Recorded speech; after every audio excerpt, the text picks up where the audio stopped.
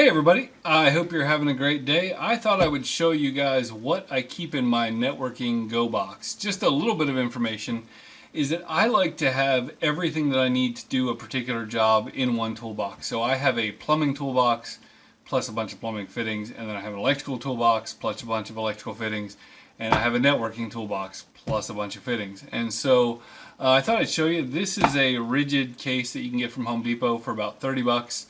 And I think it's worth every penny for this because I don't ever worry about what's inside of it. So I'm going to open this up and I will show you and kind of walk you through this stuff little by little.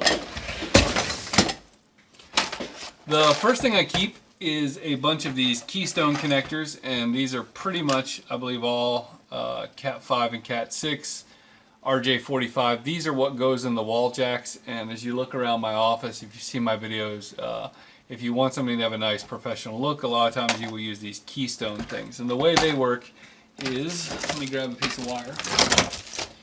You basically will take these wires and as close as possible route them to where they need to go, and then you use a little punch down tool to punch it in the top of this connector, and you get a very good connection, and they work really well. They're a little time consuming until you get used to them, but they're very good. So I always keep some RJ45 connectors, and these are some cheaper ones, but I keep two qualities of RJ45 connectors in here. I very rarely do coax and RG6 or RG59 anymore, but these are some weather-tight connectors. Keep a couple of splitters and things like that in there. Every once in a while I need to do a little bit of this kind of stuff. This is a really old 900 megahertz splitter, but I keep a little bit of coax stuff in here. I keep these gel connectors and butt connectors in here if I ever have to quickly splice a network focus. Come on. If I ever have to quickly splice a network cable or something like that, I wouldn't normally leave it that way, but if you have an emergency, you need to split some, it's good to have the stuff with you to do that.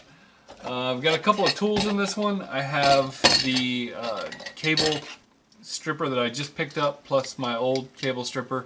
And these are both great. These can be configured for doing different kinds of cables, so I'll probably keep one of them set up for Cat 6, the other one for Cat 5, but they will quickly strip your cable cleanly and all that kind of stuff. There's a 9-volt battery in there. And then let's grab this one. This is some RJ, some of these are 6 wires. So there's some RJ22 and some RJ11 connectors in here, and I don't use these very much. But they are decent for maker purposes if you need to have a connector for 6 wires. So every once in a while I'll use that. And then here's another very cheap stripper. Cheap stripper, get it? Okay. So I have. If you don't have one of these, you definitely need one. This is the cheapest one I have. It is a network tester that will allow you to check to make sure that your cable does not have any breaks. Let's see here.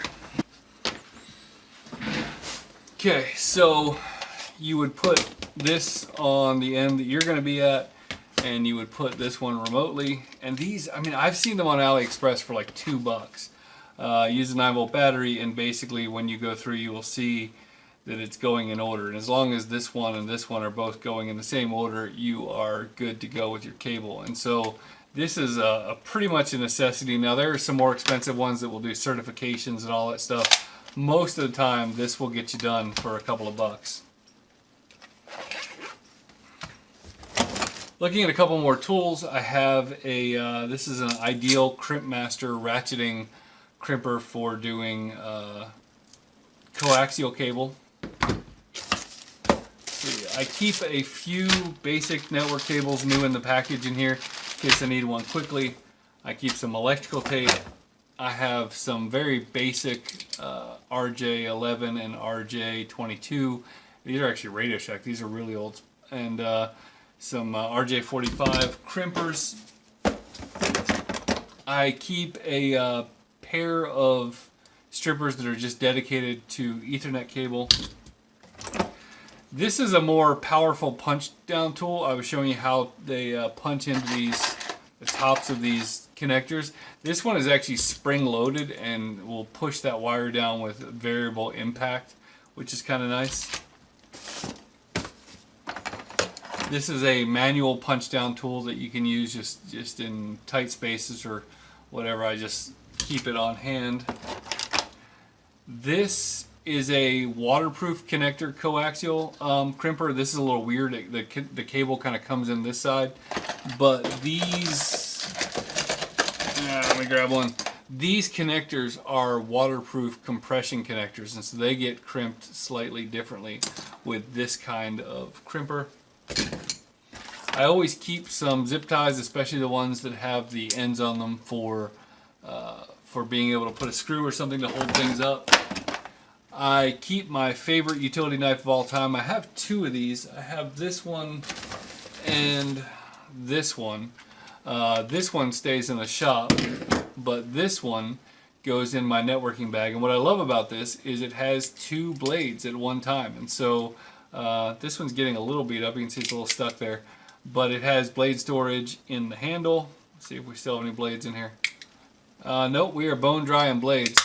But the good thing is you have two in your knife at all times. And even sometimes if you're trying to cut something close to a wall, I'll use the right blade to get close on the right side or the left blade to get a little closer on the left side. Very handy.